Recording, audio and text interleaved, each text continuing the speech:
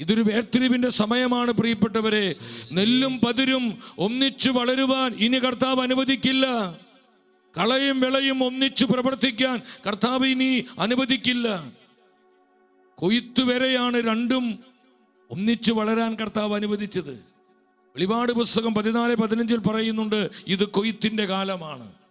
ഇനി നെല്ലും പതിരും, പതിരുകളും നെല്ലുകളും ഒരുമിച്ച് വളരുകയില്ല. കർത്താവ് പതിരുകളെ മാറ്റും.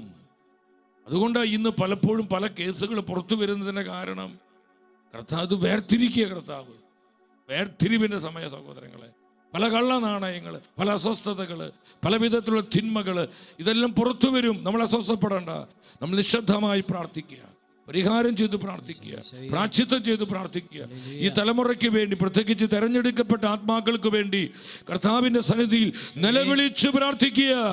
കരുണയ്ക്ക് വേണ്ടി നിലവിളിക്കുക, കൃപയ്ക്ക് വേണ്ടി യാചിക്കുക. നമ്മൾ ഇതൊന്നും കൊണ്ട് അസ്വസ്ഥരാകേണ്ട. നമ്മൾ വിശ്വസ്തയോടെ നിൽക്കുക. നമ്മൾ കള്ളത്തരം കാണിക്കരുത്. ഒരു കാര്യം നിങ്ങൾ മനസ്സിലാക്കണം, കള്ളന്മാരെയും കൂലിക്കാരെയും ഒരിക്കലും കർത്താവ് തൻ്റെ ശുശ്രൂഷയിൽ കൂടുതൽ വളർത്തിക്കൊണ്ടുവരികയില്ല. നമ്മൾ വിശ്വസ്തരാകണം.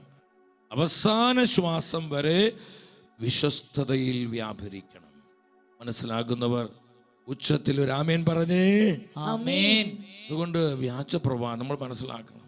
പണത്തിനു വേണ്ടി, മറ്റു പല മോഹങ്ങൾക്ക് വേണ്ടി, ജഡീകതകൾക്ക് വേണ്ടി, ലോകത്തിൻ്റെ സുഖലോലുപതയ്ക്ക് വേണ്ടി ദൈവവചനത്തിൽ മായം ചേർത്ത്, വചനത്തിൽ വെള്ളം ചേർത്ത്, സത്യവിശ്വാസത്തെ ഡൈലൂട്ട് ചെയ്ത് പ്രഘോഷിക്കുന്ന, പ്രസംഗിക്കുന്ന, പ്രവർത്തിക്കുന്ന പലരുണ്ട്. നമ്മുടെ കർത്താവ് പറഞ്ഞു, വിശുദ്ധ സുവിശേഷം 24-ാം അധ്യായം 24-ാം വചനത്തിൽ എന്താ ഈശോ പഠിപ്പിച്ചത്? കാരണം കള്ളക്രിസ്തുമാരും വ്യാജ പ്രവാചകന്മാരും പ്രത്യക്ഷപ്പെടുകയും സാധ്യമെങ്കിൽ തെരഞ്ഞെടുക്കപ്പെട്ടവരെ പോലും വഴിതെറ്റിക്കത്തക്ക വിധം വലിയ അടയാളങ്ങളും അത്ഭുതങ്ങളും കാണിക്കുകയും ചെയ്യും. എത്ര കൃത്യമായിട്ട് നമ്മുടെ കർത്താവ് പഠിപ്പിച്ചിരിക്കുന്നത്! വലിയ അടയാളങ്ങളും അത്ഭുതങ്ങളും കാണിക്കും. അതുകൊണ്ട് തന്നെ പ്രിയപ്പെട്ടവരെ, എല്ലാ അത്ഭുതത്തിനെയും പുറകെ ഓടരുത്. എല്ലാ അത്ഭുതത്തിനെയും പുറകെ ഓടരുത്. എല്ലാ അത്ഭുതങ്ങളും പരിശുദ്ധാത്മാവിൽ നിന്നല്ല വരുന്നത്. ഇത് ക്രിസ്തുവിൻ്റെ പ്രവർത്തനങ്ങൾ ഈ കാലഘട്ടത്തിൽ വളരെ ശക്തമാണ്. ആന്റി ക്രൈസ്റ്റിൻ്റെ പ്രവർത്തനങ്ങൾ, ആ സ്പിരിറ്റിൻ്റെ പ്രവർത്തനങ്ങൾ നിങ്ങൾ മനസ്സിലാക്കണം. ഒരു അത്ഭുതം കാണുമ്പോൾ ഉടനെ അങ്ങോട്ട് ഓടി. അല്ല സഹോദരങ്ങളെ, എല്ലാ അത്ഭുതങ്ങളും കർത്താവിൻ്റെ അത്ഭുതങ്ങളല്ല. പല അത്ഭുതങ്ങളും ഞാൻ പറഞ്ഞു പല ഗിമ്മിക്സുകളാണ്, വെറുതെ ഒരു ഇമോഷണൽ വൈകാരികതയാണ്. എന്നാൽ കർത്താവ് അത്ഭുതങ്ങൾ പ്രവർത്തിക്കുന്നവനെ, ജനുവിനായ അത്ഭുതങ്ങൾ ഇന്നും പരിശുദ്ധാത്മാവ് തൻ്റെ സഭയിൽ പ്രവർത്തിക്കുന്നുണ്ട്. കാരണം പരിശുദ്ധാത്മാവ് അത്ഭുതത്തിൻ്റെ ആത്മാവാണ്. കർത്താവായ യേശു അത്ഭുതത്തിൻ്റെ ദൈവമാണ്. അത്ഭുതങ്ങളുണ്ട്, അത്ഭുതങ്ങൾ നിന്ന് പോയിട്ടില്ല. അത്ഭുതങ്ങളെ അവിശ്വസിക്കരുത്, നിസ്സാരമായി കാണരുത്. എന്നാൽ എല്ലാ അത്ഭുതങ്ങളും കർത്താവിൽ നിന്നല്ല വരുന്നത്. വിവേചിച്ചറിയണം സഹോദരങ്ങളെ. നമ്മളിങ്ങനെ കാണുമ്പോൾ ഞാൻ അതിനെക്കുറിച്ച് അധികം പറയുന്നു. അത്ഭുതത്തിൻ്റെ പുറകെ ഓടി നമ്മൾ നശിക്കരുത്. നമ്മൾ കർത്താവിൻ്റെ പുറകെ പോകണം. നമ്മൾ വചനത്തിൽ ജീവിക്കണം. വചനം ജീവിക്കണം. അപ്പോൾ നിനക്ക് ജ്ഞാനം കിട്ടും. പരിശുദ്ധാത്മാവ് നിന്നെ നയിക്കും. ആത്മാവ് നിന്നെ നിയന്ത്രിക്കാൻ തുടങ്ങും. ഈ ഒരു കൃപയിലേക്ക് ദൈവമക്കളായി നമ്മൾ ഉയരണം. ഇല്ലെങ്കിൽ നമ്മൾ വഴിതെറ്റിക്കപ്പെടാൻ ഒരുപാട് സാധ്യതകളുണ്ട്.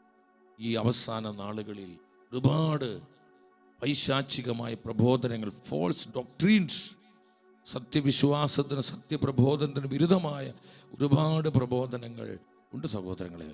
പൗലോസ് തിമോത്തിക്ക് എഴുതിയ 1-ാമത്തെ ലേഖനം 4-ാം അധ്യായം 1-ാം വചനത്തിൽ കൃത്യമായി പറയുന്നു, വരും കാലങ്ങളിൽ ചിലർ കപടാത്മാക്കളിലും പിശാചിന്റെ പ്രബോധനങ്ങളിലും ശ്രദ്ധയർപ്പിച്ചുകൊണ്ട് വിശ്വാസത്തിൽ നിന്ന് വ്യതിചലിക്കുമെന്ന് ആത്മാവ് വ്യക്തമായി പറയുന്നു. പൈശാചിക പ്രബോധനങ്ങള്, കപടാത്മാക്കള്. അതുകൊണ്ട് യോഹന്നാൻ ശ്ലീഹ പറഞ്ഞത്, നിങ്ങൾ എല്ലാ ആത്മാക്കളെയും വിശ്വസിക്കരുത്. വചനല്ല പറയുന്നത്, യേശുനാമല്ല പറയുന്നത്, പ്രാർത്ഥിക്കല്ലേ ചെയ്യുന്നത് എന്നും പറഞ്ഞ് എല്ലാവരുടെയും പുറകെ ഓടരുത്. ചില കപടാത്മാക്കളുണ്ട്.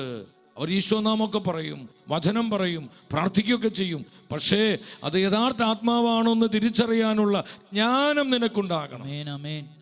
അതാ പൗലോസ്ലീഹ പറയുന്നത്. കപടാത്മാക്കളിലും പിശാചിന്റെ പ്രബോധനങ്ങളിലും ശ്രദ്ധയർപ്പിച്ചുകൊണ്ട് അതിലേക്ക് ആകർഷിക്കപ്പെടുകയാണ്. False doctrines. എന്താ അതിന്റെ പ്രത്യേകത? സത്യവചനത്തിൽ നിന്ന് ആത്മരക്ഷയ്ക്കും ആത്മാക്കളുടെ രക്ഷയ്ക്കും വിരുദ്ധമായ ചില പഠനങ്ങൾ, വെറും ഭൗതികത മാത്രം പറയാം, വെറും ഭൗതികത പ്രഘോഷിക്കുക. നിത്യജീവനെക്കുറിച്ചോ ആത്മരക്ഷയെക്കുറിച്ചോ ആത്മാക്കളുടെ രക്ഷയെക്കുറിച്ചോ ഗൗരവമായി കാണാതെ ഈ ലോകത്തിൽ നമുക്ക് വേണ്ട കാര്യങ്ങൾ മാത്രം പ്രസംഗിച്ച് പോവുക. അതൊക്കെ നമ്മൾ ശ്രദ്ധിക്കേണ്ടത് കർത്താവിൻ്റെ സുവിശേഷമാണോ എന്ന് നമ്മൾ പരിശോധിക്കണം.